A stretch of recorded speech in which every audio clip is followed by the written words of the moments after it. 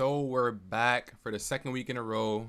We're finally back consistently doing picks, guys. And last week on the Strickland versus Magomedov card, we went 10-2 on picks. And the only two fights that we got wrong on last week's card was literally a plus 500 fighter in, I think his name was something Oliveira. I forgot his name. Elves Oliveira, something like that. Elves Brenner, something like that. He's from the Shoot the Box camp with Charles Oliveira, so he was able to get the finish on Guram, who's not a bad fighter at all. So that was just crazy. And then the other fight that I got wrong was Melissa Gatto versus Ariane Lipsky, and Melissa Gatto got robbed. Like, she literally had better stats than her across the entire board, and Lipsky did no real kind of damage. So I don't know how she won that fight. So one bad judge's scorecard, and then a plus 500 fighter winning a fight out of nowhere. So that's not bad to go 10-2 on a card like that. So we're starting back off again, UFC 290, and we're gonna jump right into it, guys. The first fight we got opening up the card is gonna be Tatsu Taira versus, I think his name is Edgar Chairez or something like that. Yeah, Edgar Chairez. He is taking the fight on short notice though, so that's not good for him already. And also, he had two more fights since his last loss in the UFC, which was on Dana White's Contender Series. But those two wins that he had outside of the UFC since that fight was against really bad competition. So we're gonna go off the fight he had against Clayton Carpenter. And when Clayton Carpenter wanted to get the takedowns, he was able to do it very easily. Edgar is a very decent striker, so he's pretty good on the feet, but he's pretty much has no real takedown defense, and that's what Tatsu Taira wants to do. He wants to get the takedown. He's gonna get the takedowns, and Chairez has been submitted on the floor before. He's not that bad on the floor, but he's been submitted before, and Tatsu Taira's top pressure is insane, and he has a ton of submissions in his bag. So I definitely think that Tatsu Taira should be the clear favorite to win this fight. And yeah, we're gonna get on to the next fight. All right, so the next fight we got on the card is going to be Esteban Rivabics versus Kamuela Kirk. And the way how this fight is going to play out, Esteban is going to be a better striker. He's going to be the more powerful striker. And the issue with Kirk is that he's so low volume, not very powerful at all, and he doesn't even go for his own takedowns or try to force wrestling exchanges. So I can just simply see Esteban pretty much just walking Kirk down the entirety of the fight. And I even see that Esteban is live for a finish here because Kamuela Kirk, he's way too low volume, and you would think that somebody like that would be low volume in the first round and pick up the pace as the rounds go on, but he actually slows down also as the rounds go on. So that's a really bad trait. Not only is he low volume, but his gas tank seems to be a bit in question. His IQ level in terms of when he's being taken down, he just jumps for guillotine. So it's just, I don't see a way how Kirk can win this fight. He's way too low volume, no real power, no ability to force the wrestling exchanges. And the only thing that is in the back of my mind is that Ribabic's takedown defense is not that great, but he went against Loic Radzibov on short notice, who's an insane wrestler, and ended up getting taken down 11 times, but still outstruck Loic. So I could see that same exact thing happening here to Kamuela Kirk. The only difference is that he's not going to be shooting 21 takedowns how Loic did and getting 11 out of 21 takedowns. So I could definitely see Esteban simply getting the W in this fight. Next up, we got Jesus Aguilar versus Shannon Ross. And this fight, I think this fight might end up being really close. And the reason why I say that is because the thing about Jesus Aguilar is that he's a very good grappler, but he's just so short, has a very short 62 reach inch. He has a 62 reach, right? He's 5'4", so he's really short and stocky, but he is a good wrestler. But the thing with Shannon Ross is he's pretty decent when he's actually striking forward. He's actually pushing the pace. But when he's starting to be backed up, he's already not accurate enough anyways. And then, like, when you're backing him up against the cage, he gets pretty reckless, relies on just trying to land a big shot. And, his defense is pretty much non-existent against the cage. So what I think is going to happen in this fight, I think that Jesus Aguilar is going to push that wrestling pace. And the last time that Shannon Ross fought somebody that was a good wrestler or had a lot of submissions was Steve Erceg. And if you guys don't know, Steve Erceg actually got a win on his UFC debut over top 10 ranked David Dvorak. So yeah, that's what happened the last time that Shannon Ross faced a good grappler. And his chin is pretty much gone. So there's even a possibility that Jesus Aguilar could end up getting a random knockout or something, because the last two fights that happened for Shane Ross, you know, his fight on a Contender Series versus Salvador was really, really bad. He took a lot of damage in that fight. And then his fight versus Clayton Rodriguez, his chin was just like, it just gave out on him. So I could see Jesus Aguilar pushing that wrestling pace, pushing Ross against the cage where Ross is not that great, and him being able to possibly implement some takedowns. Now, Ross does have 100% takedown defense, but he hasn't been really, he hasn't faced a literal striker. Like Salvador is not going for takedowns, and Clayton Rodriguez didn't go for any takedowns because he pretty much got a quick finish. So yeah, I'm gonna pick Jesus Aguilar to get the win in a close fight. To follow it up, we got Terrence Mitchell versus Cameron Simon. Now this fight is gonna be very simple. The level of competition that Terrence Mitchell has fought has been really bad, to be honest. And he hasn't really ever seen a third round. And he's been fighting lower competition. So what's going to happen is Cameron Simon is going to just be the best striker he's seen and the best grappler that he's seen. Cameron Simon does actually have the ability to reverse positions on the floor a lot, even when he's on bottom. He's very explosive off the bottom, reversing positions. But there is going to be a little bit of a scare. I think the fight might be a lot closer than people expect. I think that Terrence Mitchell might put Cameron Simon in a few bad positions, but just like his fight against Steve Koslow, Cameron Simon will be able to last 3 rounds, and he probably will be able to put it on Terrence Mitchell in the later rounds. So I could definitely see Cameron Simon just being too much with the striking and being very explosive on the ground and like the grappling exchanges in terms of reversing positions and things like that. So I got Cameron Simon getting the W. All right, so next up, we got Marcin Prachnio versus Vitor Petrino. And now this fight is going to be actually funny. Like, I think this fight is going to actually be funny. Almost kind of in a bad way, but realistically, this is how this fight's going to go. Marcin Prachnio is not that great of a fighter. He has he's like a karate stance kickboxer. No real wrestling, to be honest. And he's going up against a guy in Vitor Petrino who has heavy power, is going to put the pressure on you, going to push the pace. He throws like 90% the majority of the time. And the interesting thing about Vitor Petrino is that he actually can get the takedowns and he can scramble and grapple. So he's so powerful to the point where it's like, even if he's in a compromised position on the floor, he still will be able to grapple, reverse position, scramble, lay on top. He's going to be able to do all of that to Marcin Prachnio, who's a guy that's a karate stance fighter that has a really bad chin at this point, and the only thing he wants to do is sit on the outside and pretty much just throw leg kicks.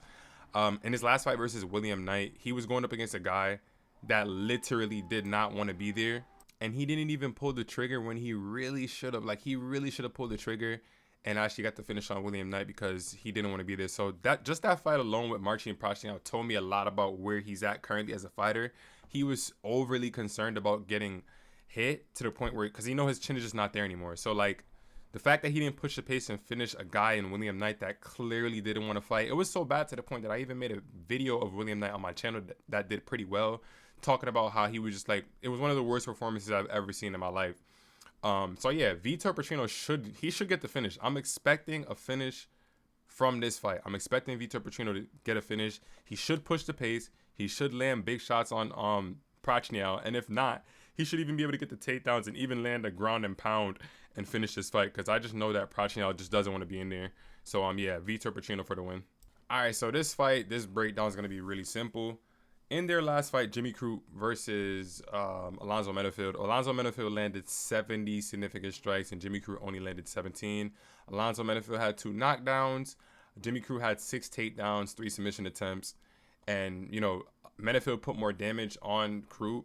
But the reason why the fight ended up being scored 29-27, 28-28, and 28-28 is because Alonzo Menifield was, he had a point taken from him because he grabbed a cage in the 3rd round, which obviously means that he obviously won the fight. He would have won the fight, but I think it would have been a split decision because one judge actually would have still had Crute winning the fight 29-28, but then the other 2 judges would have had it 29-28 for Alonzo Menifield, because that's the only reason why, that went the way how it went. So, obviously there's a clear path for both fighters in this fight, but Crute is just so, like, hittable on the feet, and Menifield is just so powerful that I really do feel like this time around, he'll be able to just do the same thing and, implement that damage. Obviously, both guys are going to be more well prepared, but I just think that the damage that Crute has taken versus, Anthony Smith and Jamal Hill, I just think that that's just it's just still there lingering for him, and the power shots for him just really does something to his chin. So he's definitely gonna go out there wrestling again.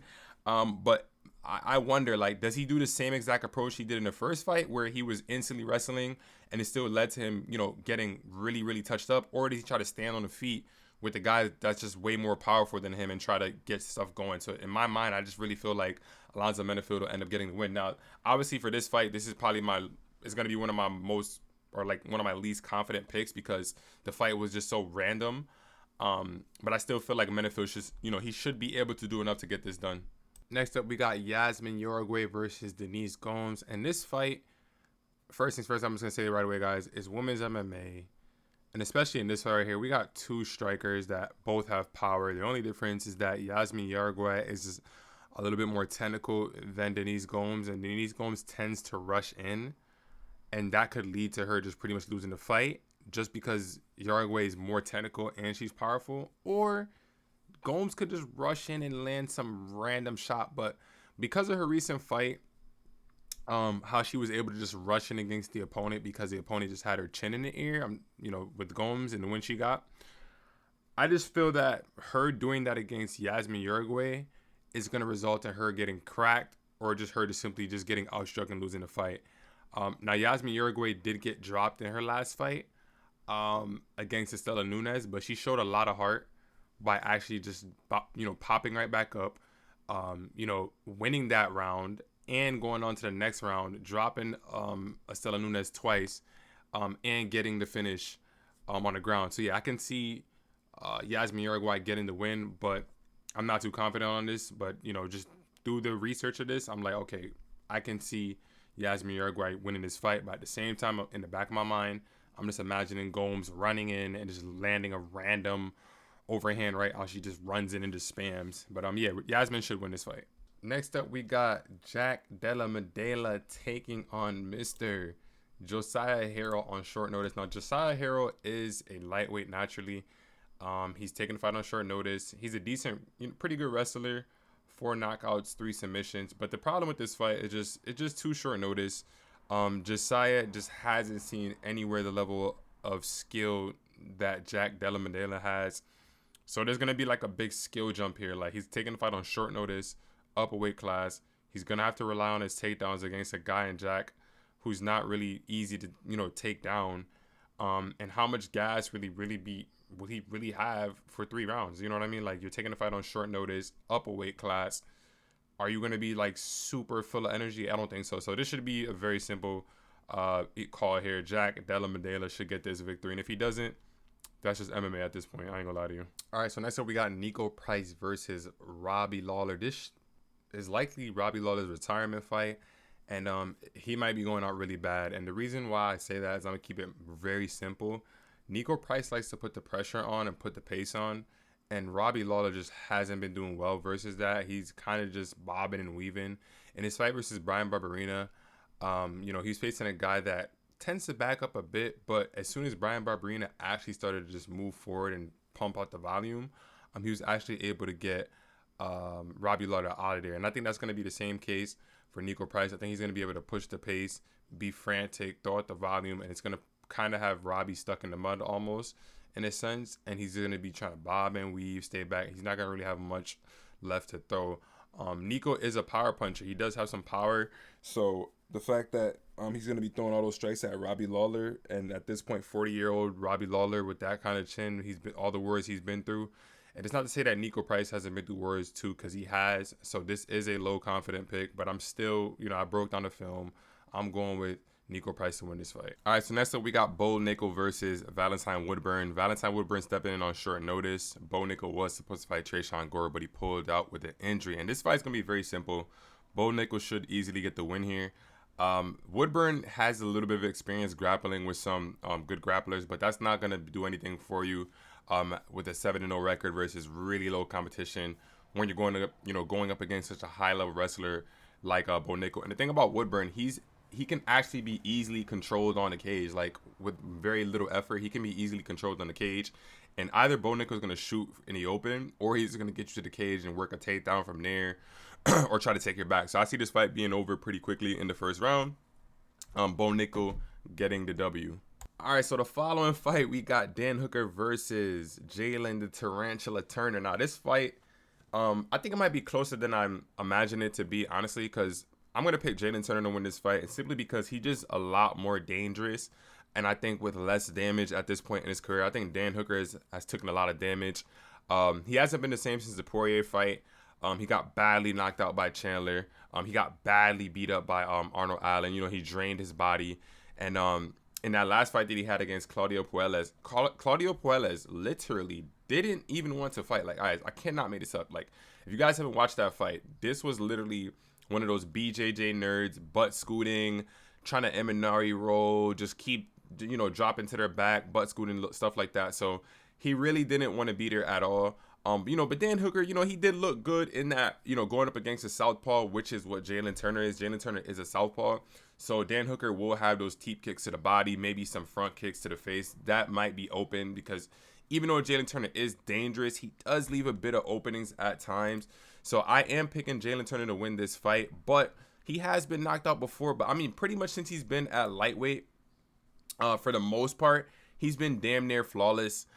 He hasn't been taking too many losses. He has like a loss to Matt Favola by a decision in 2019, and then he lost to Gamrot, split decision, and I think that was like a short notice fight. Gamrot took that fight on short notice. I think it was actually Dan Hooker that was supposed to fight Jalen Turner around that time, so they're getting the fight now. But yeah, he's only really lost to Gamrot, who was constantly shooting takedowns, constantly forcing grappling exchanges, and Jalen Turner was still pretty much outstriking Gamrot. So I can see the same thing happening to Hooker. Just the fact that, you know, he's just not as durable as he once was. He took a lot of damage in his fights, man. That fight he had against Paul Felder, he took a lot of damage. He took a lot of damage versus Poirier. He got badly knocked out by Chandler. He got badly TKO'd by Arnold Allen. And, you know, the thing about this fight is that Jalen Turner is actually going to bring the pressure as a southpaw. Claudio Puelles was not doing that, so Dan Hooker was pretty much able to just kind of sit on the outside and be a sniper.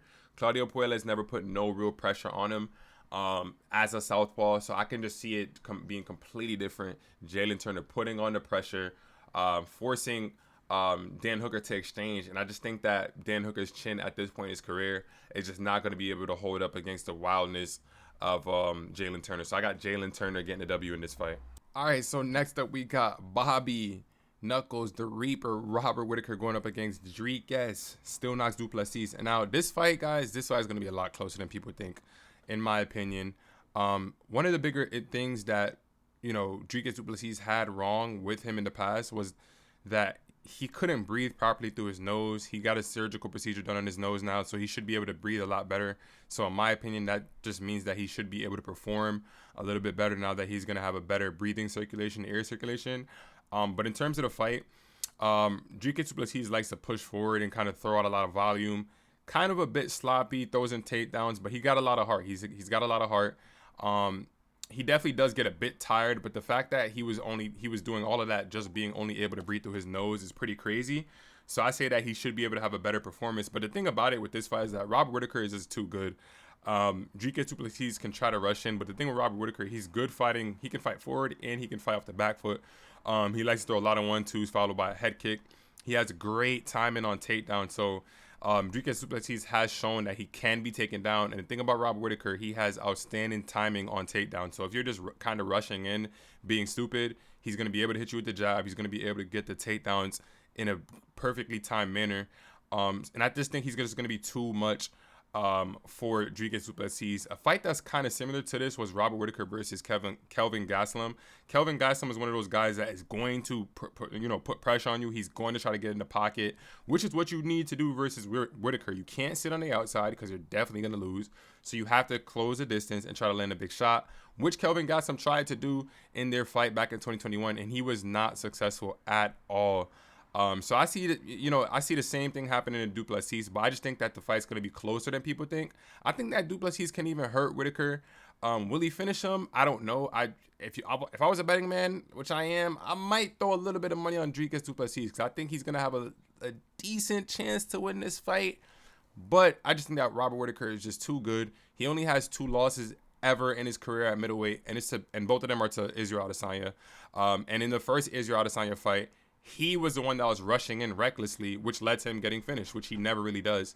And then in his second fight, some people thought he won. He was able to get some grappling exchanges going. So, I mean, this guy's like, what, the second greatest middleweight, third greatest middleweight of all time. So I just find it hard to just see Du Plessis coming in and just, finding a way to beat him. All right, on to the co-main event. We got Brandon Moreno versus Alexander Pantoja. And I think that Pantoja should be able to get the win on this fight. They fought before, and he just proved to be the more damaging striker when they did fight. Obviously, that was in 2018, but Brandon Moreno does still have a bit of the same, not too much of the same tendencies. Obviously, they're better fighters now, but he's still there to be leg kicked, which he lost in his, I think I want to say his second fight or his third fight to Figueiredo. He lost all, majority leg kicks. Kai Kara-France landed a few good leg kicks and kind of had Brandon Moreno slightly compromised, but he didn't capitalize too much off of it. And Pantoja used leg kicks great in their first fight. So I think that leg kicks are going to be a big, a big factor in this fight. Whenever that they strike and Pantoja lands and hurts Moreno doesn't really have that same power back. He tries to go for takedowns, but both guys are high-level grapplers. So I really don't see Brandon Moreno being able to really implement anything grappling-based. If anything, right now, the more deadlier grappler is Pantoja. He's coming off of back-to-back submission wins. Moreno is actually coming off of 2 back-to-back KO wins, TKO wins. But the thing about it is those are guys that he already beat. And I would say, obviously, in the Kai Kara-France fight, he was losing, and then he landed that great body shot. And then in the last Figueiredo fight, he did win that fight, yes. But I would say that series is tied 2-2, guys. If you guys do your research or just look back into it, the first fight that Moreno and Figueiredo had, Figueiredo won that fight, but because of a nut shot point deduction, that's the only reason why it was ruled as a draw. So it's not like Moreno dominated that series and like he's this unbeatable champion. He's definitely a lovable champion. A lot of fans love him for sure. He's a good guy. You get behind him. He collects Legos, all that good stuff. But in terms of the fight, I just see Moreno not being able to really keep up with the same power level as Pantoja. And I see leg kicks being a big part of this fight for Pantoja. And, the grappling exchanges could be good. It could be good. They're going to scramble. Even if Moreno does try to get a takedown, he will scramble. Pantoja will scramble. So that's how I see this fight playing out. I got Alexander Pantoja winning, but it's not going to be no domination. Moreno's really good. So I expect it to be a close fight, but I do see Pantoja being able to get the W. All right, so last but not least for the main event, we got Alexander Volkanovski versus Yair Rodriguez. Now, this fight is going to be interesting because y'all already know Yair Rodriguez is very, very dangerous. But the problem here is that Volk is obviously a super precise striker. We've seen him beat the living crap out of Max Holloway, one of my favorite fighters, which I was pretty sad about, I ain't gonna lie. And we've also seen Volk have good fight IQ, meaning that when he's fighting a fighter that he has to get takedowns on, he usually does that. And if he's fighting a fighter that's dangerous on the ground with BJJ or wrestling, he usually just keeps it on the feet. So I think that he's gonna definitely be able to, I don't want to say easily because Yair is really wild, but he's going to be able to take Yair down. Max Holloway took down Yair Rodriguez 3 times. Brian Ortega was able to clinch Yair against the cage and get him down to the ground before he had that freak shoulder injury. And even Josh Emmett was able to work on top with Yair on the ground. So if all 3 of Yair's last opponents were able to get him to the ground, Volkanovski is definitely going to be able to do that. And he's going to be super precise on the feet with the striking. So I definitely see Volkanovski being able to win this fight. But there's something about these Mexicans, man. The only one that kind of failed recently was Irene Aldana. And that's because she really just didn't even try. Like, she landed a really good shot on Nunes. She could have made something happen, but she really just quit on herself pretty much like a quitter. But the Mexicans lately have been going crazy, man. I know I didn't pick Brandon Moreno to win the fight, but, I kept it honest with the breakdown. So for this fight, I'm obviously keeping it honest with the breakdown. And I'm just kind of throwing it out there. Yair Rodriguez is really crazy, very wild. I mean, he submitted Josh Emmett with a triangle. You know what I mean? Like, he's definitely going crazy. So you never really know. But yeah, Volkanovski should definitely be able to win this fight, guys. So that is going to do it for the video, man. Make sure you guys drop a like, comment, subscribe. I'm going to be dropping a DraftKings video, so stay tuned, guys. I want to talk about that. But, yeah, these picks were definitely the best picks betting-wise. I made sure I did, broke it down in terms of that, too. Everybody that I picked in this video for the majority, you should definitely be putting money on. Maybe not the Alonzo Menefield fight and Jimmy Crute fight because it was so close, even though I thought Menefield won. But that's another topic for another day, man. Make sure you guys drop a like, comment, subscribe, hit that notification bell, and I'll see you guys in the next video, man. Peace.